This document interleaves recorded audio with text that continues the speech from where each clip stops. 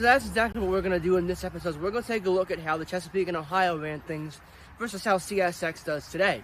You'd be surprised at how different, yet how similar the two companies run the same piece of railroad. So come on along as we explore that on this episode of Train Time.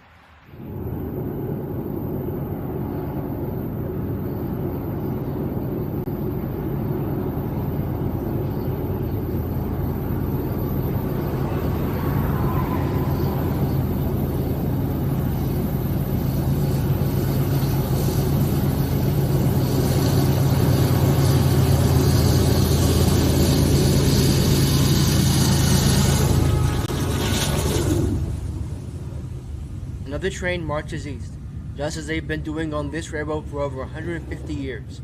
Today, CSX keeps the steamboat tradition alive, but runs a modern railroad. To better understand, or at least appreciate, what we're seeing every time a train flies these rails today, you have to take a look back. Let us examine how C&O moved tonnage and how CSX still does.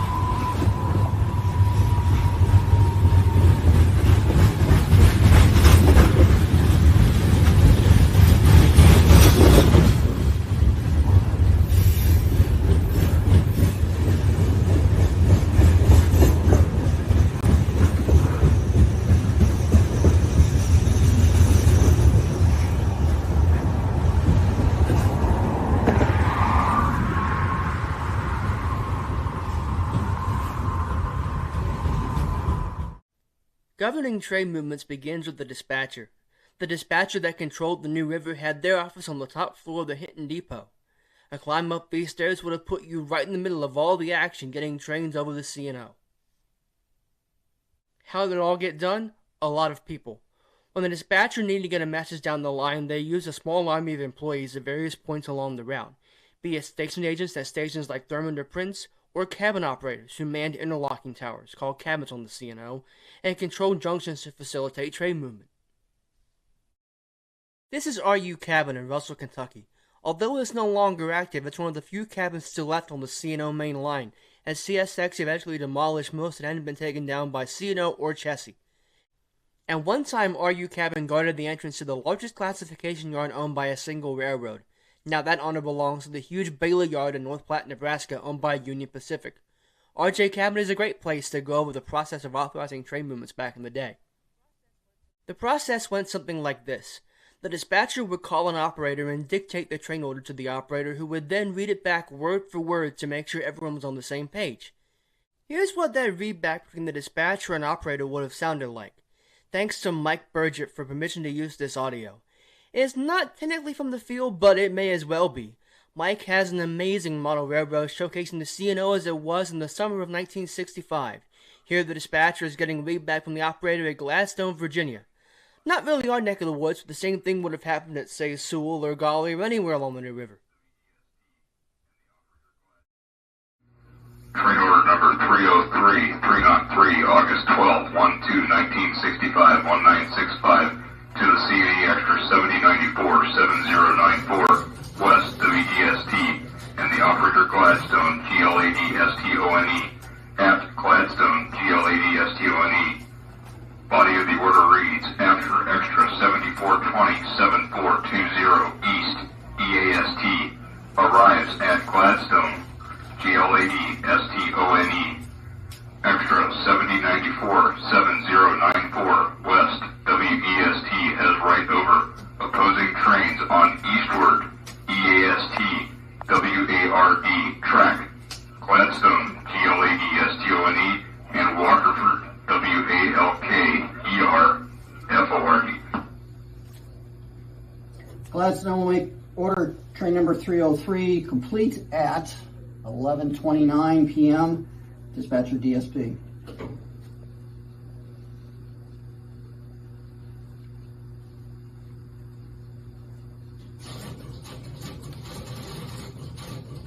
Train order number 303 made complete, time 11:29, 11:29 p.m. DSP. All right, let's go ahead and clear up this train with one order, no messages. Gladstone clears the Extra 7094 West. One order, train order number 303, no messages, operator dark. Gladstone will make that clearance okay at 11:31 p.m. DSP. Okay, 11:31, 11:31 p.m. DSP. Here's an actual train order I have in my collection. This order was copied at CW Cabin, which guarded the west end of Hinton Yard, on December 31st, 1976.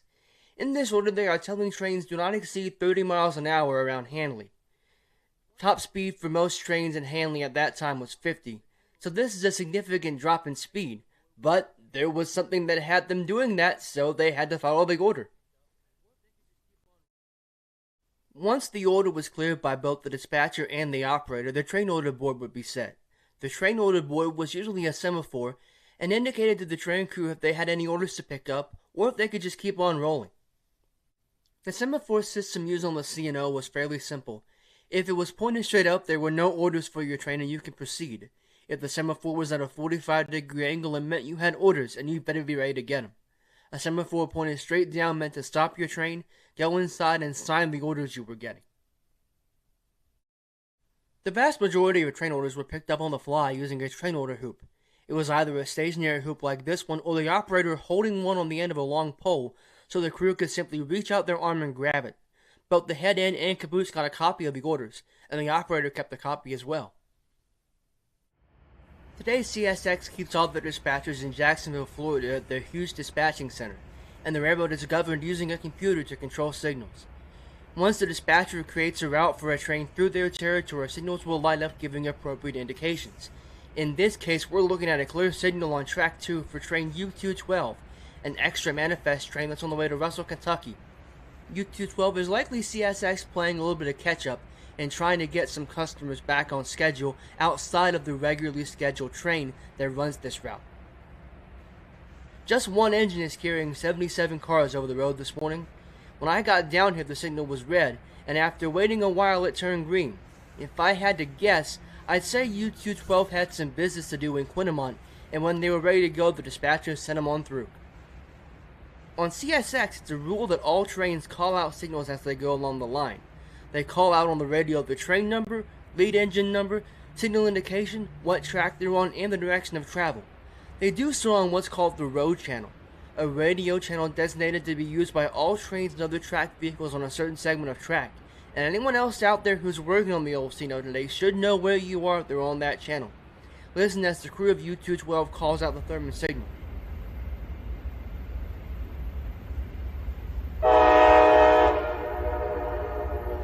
Track was 1060, 3208, U212, 2 to 9.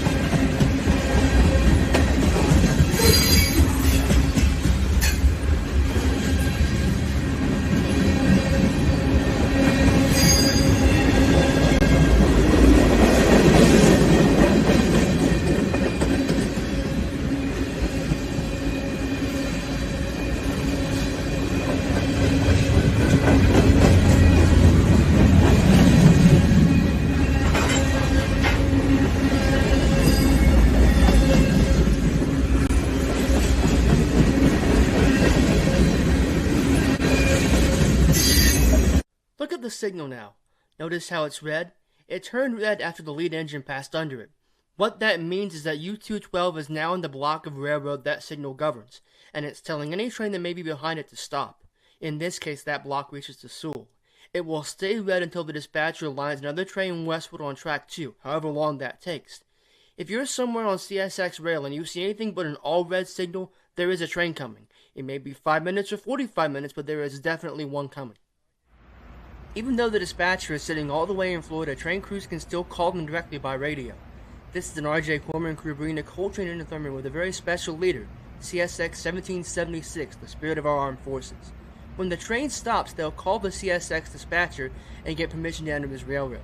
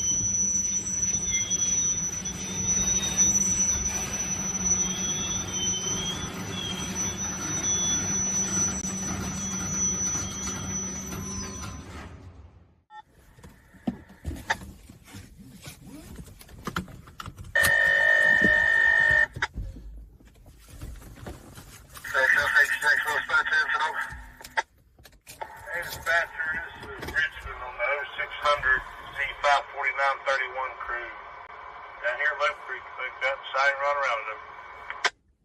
I heard Stammer. 1 second for me, over.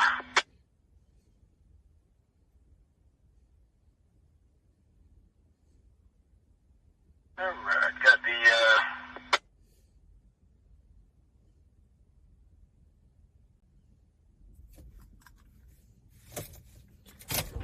Z54931, what engine we had today? CSXT locomotive 1776, 1776. CSXT 1776, you do have permission to enter and occupy the number 2 lane there at Loop Creek between Claremont and Thurman, and we'll bring out the train run around there at Rush Run, 1641 hours, KHB open. Stand the 54931, that's dispatcher permission to handle switch at Loop Creek off number 2 proximate location out inside Rush Run. Let you know Loop Creek's store back to ready to run around 1641 KHB. That's correct, Delvin. What's that other engine, just out of curiosity, we had there with that 1776 open? CSXT locomotive 855, 855, back to back, both running good, DP capable. All right, we got that good information. Once you get that side, I'll be ready for that west end to spin it over. I understand. Thank you, Dispatcher. Harsh, a little bit to the top 49 and 31. You might have heard him say CSXT, and you might be thinking, well, that's a CSX locomotive. Where'd that T come from? Well, CSX's full name is CSX Transportation, and the rule is that CSX's reporting mark, since it's an operating railroad, cannot end in an X, so they just use the company name, CSXT, for CSX Transportation. That's where that comes from.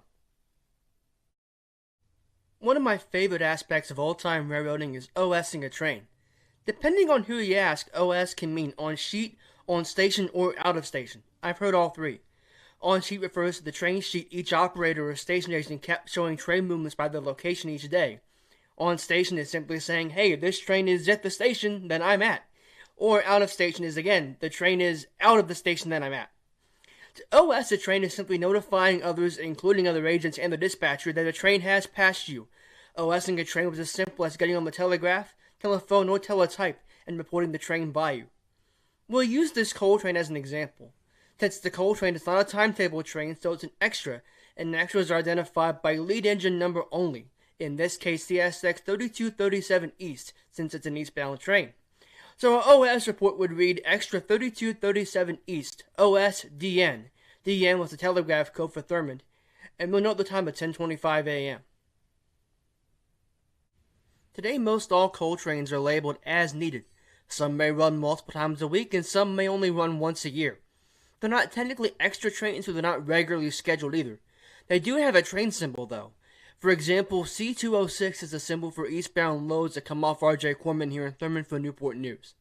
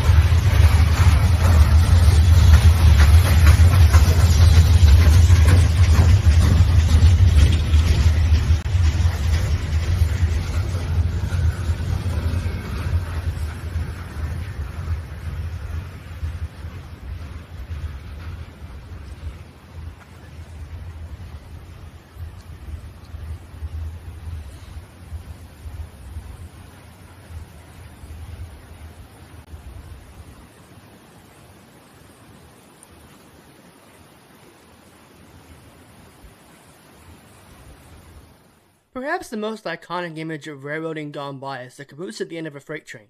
The caboose served two main purposes. It was a rolling office for the conductor and rear brakeman, as well as providing a means for them to look over the train for any potential problems. One of the most common was a hot axle. Trains used to be equipped with friction bearings, and the journal boxes that enclosed the bearing were filled with an oil-soaked rag. Occasionally, the bearing could catch the rag on fire, and if left long enough, it could become a major problem, and in the worst-case scenario, cause a derailment. The classic image of the caboose is probably something like this, with the cupola on top, but as freight cars got bigger, most railroads switched to the bay window caboose like seen here, with the windows on the side allowing the crew to see around those bigger cars. One of the advancements that spelled the end of the caboose was the wayside defect detector. These devices are placed every 10 miles or so and can detect not only if an axle is overheating, but if there's any dragging equipment or if a load is too high or wide. Once the train is passed, they spit out a report on the road channel including how many axles the train is. They used to tell you how long it was, but not anymore. DDs analyze not only freight trains but passenger trains and some on-track equipment. Here's Amtrak 50, the eastbound Cardinal, passing Cotton Hill with the Day 1 Heritage Unit showing the way. Not too far from here is the Cotton Hill defect detector. Watch the train and then listen for the report.